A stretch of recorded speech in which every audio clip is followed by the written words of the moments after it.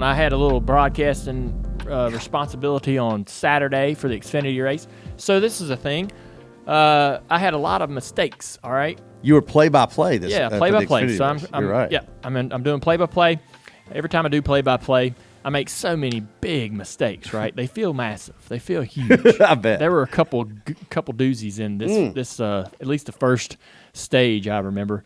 And so every time I do play-by-play, I come out of there going, "Damn it, I didn't get better, or I didn't improve enough. It didn't get easier. I feel I want to do it more, but I need to get better, right?" And so I was a little frustrated. You go and talk to somebody, and everybody tells you, "Oh, no, yeah, it sounded good. Well, I'm like, "No, you remember that one thing?" Well, the viewer at home doesn't know that that's a mistake. You know it is because you know what you did and said, but the viewer at home doesn't realize. So I wanted to do a little test. Okay. I reached out to Matthew, and I said, "Matthew, I want you to listen to the first stage. I want you to pull audio clips of the moments where you think I made a mistake." Oh, wow. Okay. Right? And so he's going to play a couple audio clips, and I've got I think 2 moments that I'm aware of. Oh. So you found 3? Well, technically 4, but yeah. Okay, so these are you pulled what you think I'm is a public mistake. enemy number 1 here. You pulled what you think is a mistake. And let you guys listen to them. Yep, I've got a couple, and we'll see if they match up. Go ahead. The pace car's dived on the pit road. About to go green here. The field comes. 40 cars roll through the trial under control of flagman Matt Leidick. He waves the green flag as we're underway and running for today's Sparks 300. Oh, man, was that terrible? That was so bad.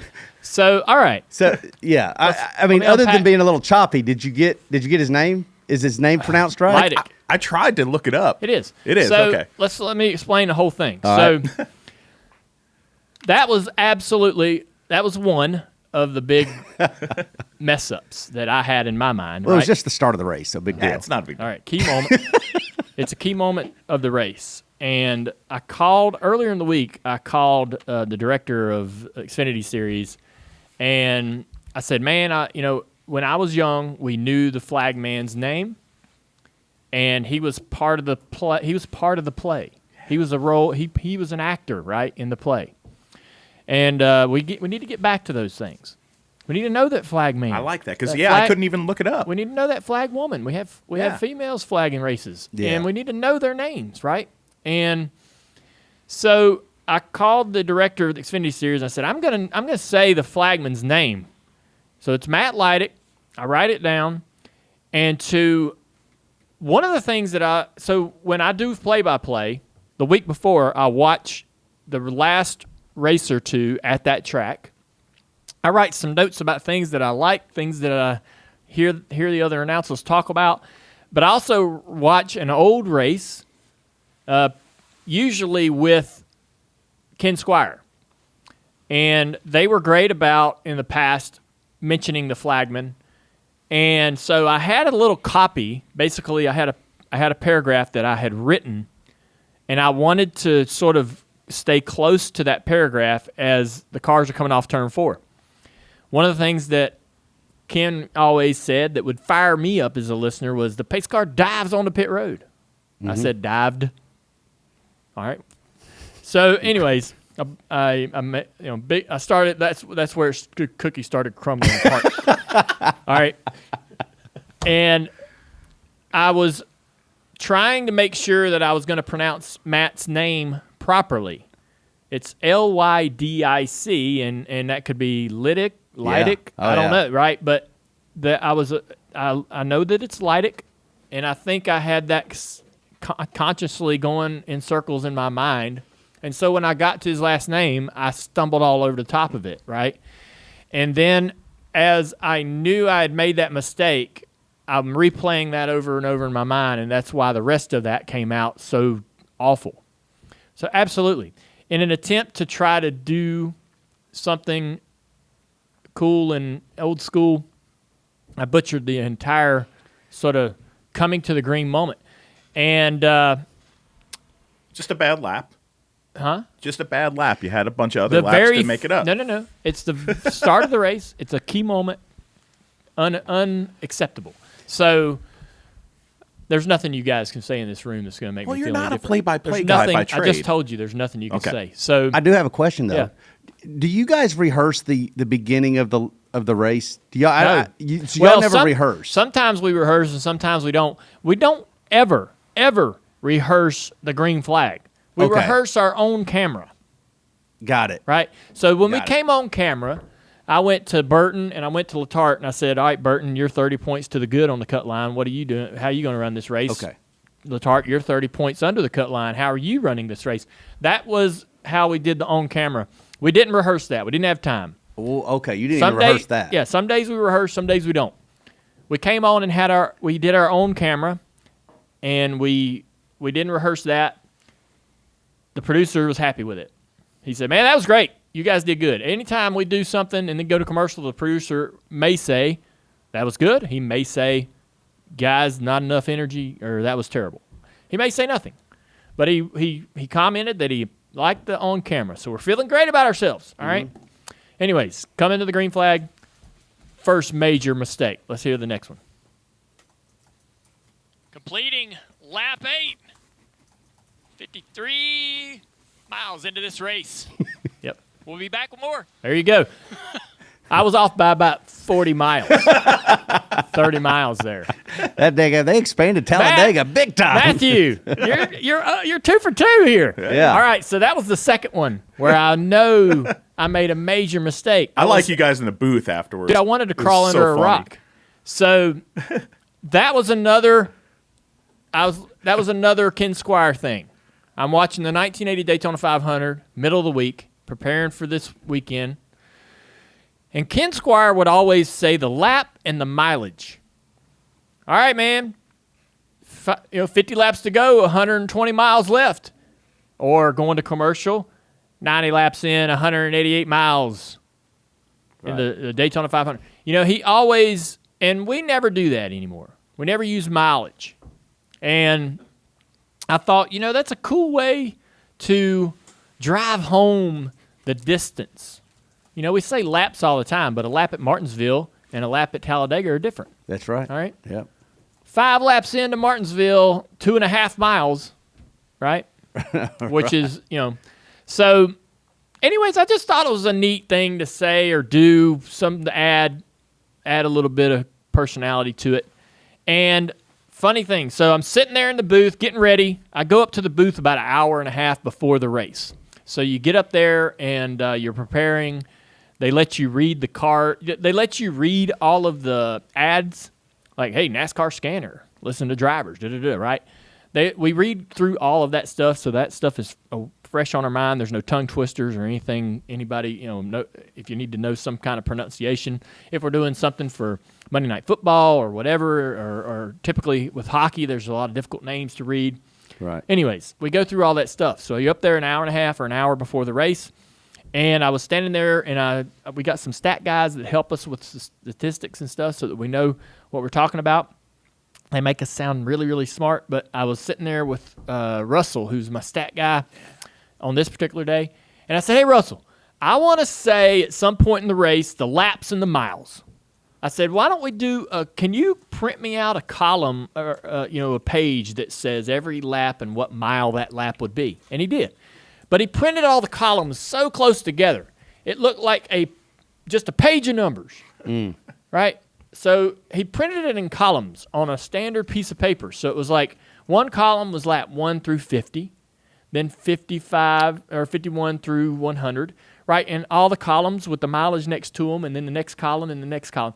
But they were very close together.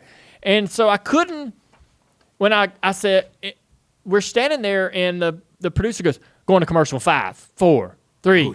And I'm like, oh, shit. Okay, we're going to commercial. Lap 8 of, and I'm looking on this page for the number. Where's the mileage? Where's the mileage? 53. I just spit out a number because he's going 2, 1, 0. I'm like, and so I take the page and I give it to Russell. We're under commercial. I'm feeling like a complete freaking asshat. I hand it to Russell and I said, Russell, the columns are too close together. So he printed me out another page, spaced them out, drew some lines between them. Yeah. And then I got, we moved on. Those were the two major freaking mistakes that I was so pissed off at myself for at the end of that race, and absolutely livid with myself when it happened. But you said you found a couple more, so let's listen. Let's go ahead. I just found one more. Oh, okay. Well, it's actually two of them. Okay. I combined them, but Okay. this is my favorite of them all. Oh. I like this one. You're watching NASCAR Xfinity Series playoffs action from Talladega. Telecast presented to you by Blue Emu.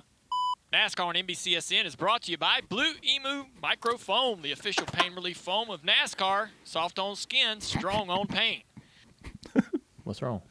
What animal is it? What's that? What animal is EMU? I don't know.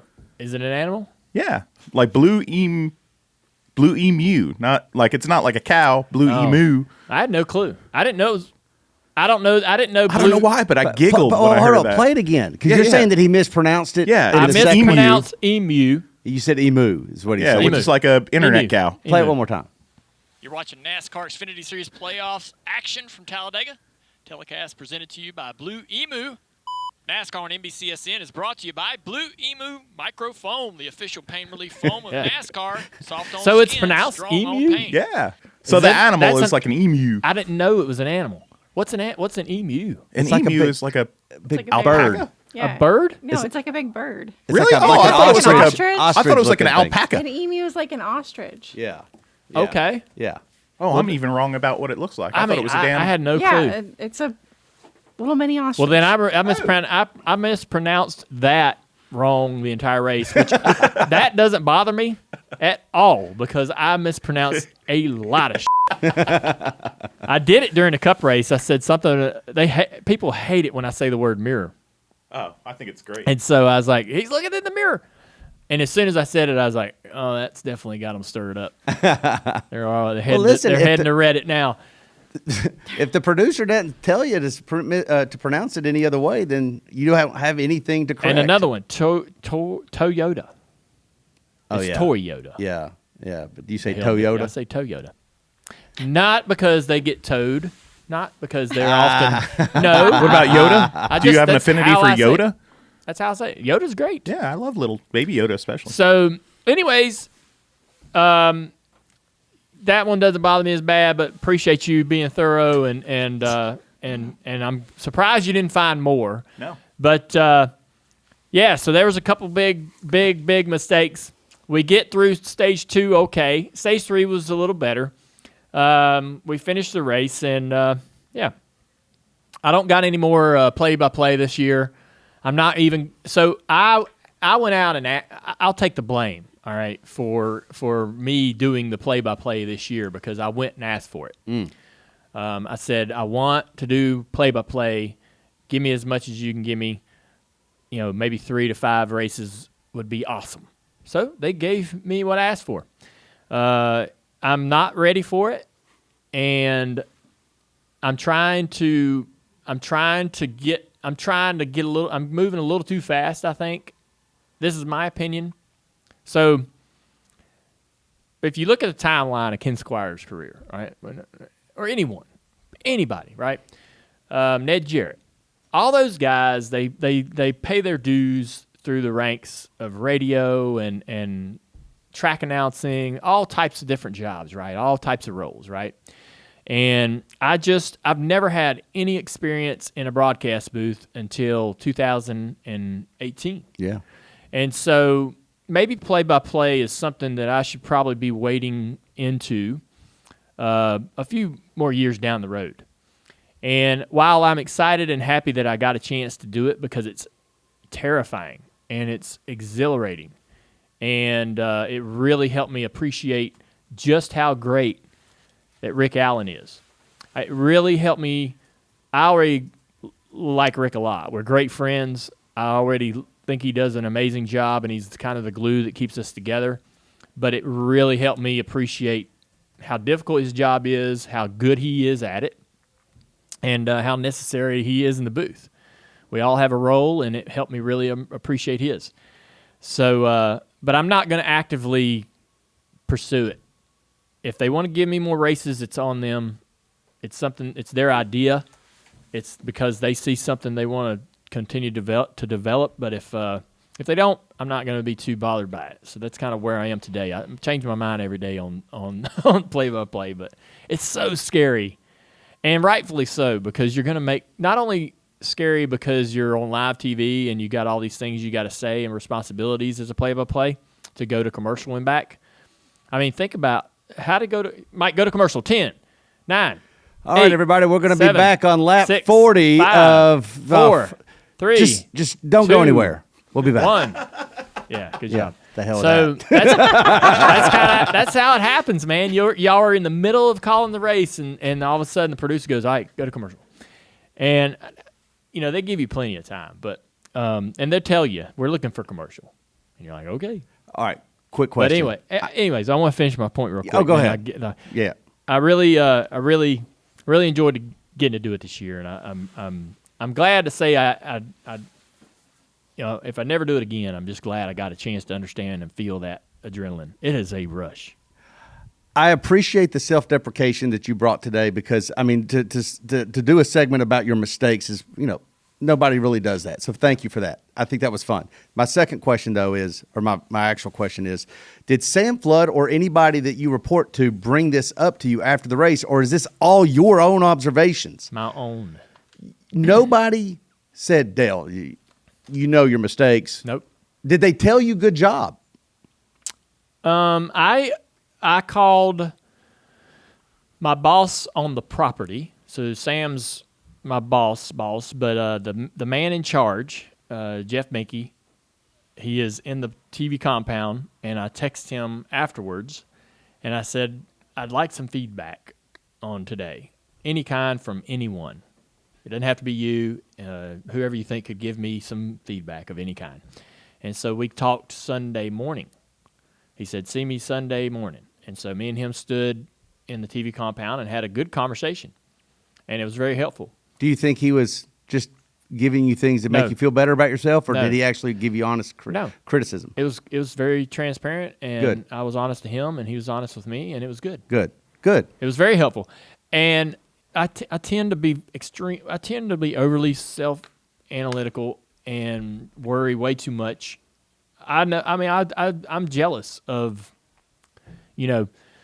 Letard and Burton and Rick. They walk around and they'll do a broadcast and they just can take that they can take that damn sports coat off after the broadcast and walk away from it without a care in the world. And I analyze every word, every moment, everything I say. Yeah. And then when I go home, I think, man, was that any good? Did I get better? Or I don't think I can ever fix that. I don't think I'll ever get to where it doesn't affect me that way. I think that's probably makes you more natural and more common than anybody else. I would be the same. Maybe I'm wrong. Maybe they do. Maybe Letard goes I'm sure home. they do. Maybe once Letard gets the loan, or when Burton gets a loan, they think. I'm sure they don't self-criticize themselves and make it your business. Yeah. They probably make that their own business. Well, that's my problem. I guess that's my problem. I wish I could just keep it to yourself. Keep it to myself. All right, guys, I know a little bit about cars, so believe me when I tell you that Tire Pros, they're the real deal. They've got great people, great service, and they can take care of all your automotive maintenance needs. Plus, they're a sponsor of this show, so they got great taste in podcasts. So check out Tire Pros. Follow them on Facebook and tell them that I sent you.